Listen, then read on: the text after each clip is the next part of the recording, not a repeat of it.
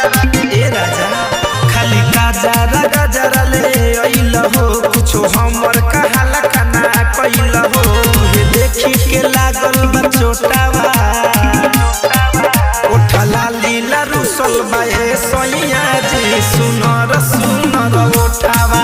ओठला लीला रुसल बा ए सैया जी, सुनर सुनर ओठावा।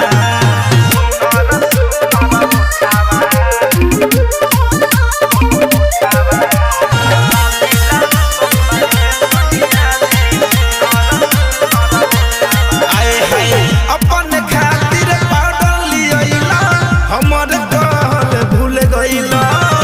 तनी सा एगो बतिया का कहनी गुबारा जैसे फूल गइला।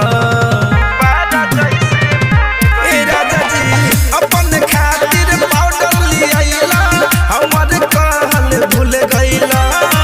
तनी सा एगो बतिया का कहनी गुबारा जैसे फूल गइला। औरी नथिया टिका वाला का कहीं तनी औरी लुटा दे तो नोटावा। ओठला लीला रुसल बा ए सैया जी, सुनर सुनर ओठावा।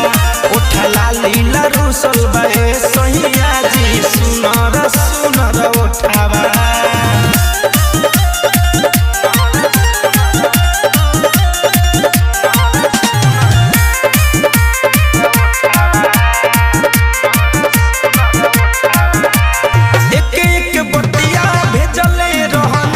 मिठू मिसाइल से लिख के पिया धनंजय घुसाया बता, काम न कैला निक के।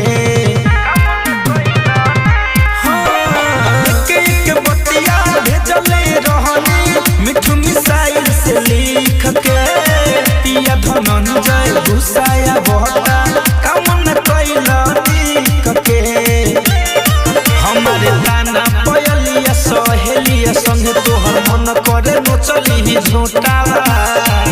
ओठला लीला रुसल बा ए सैया जी, सुनर सुनर ओठावा।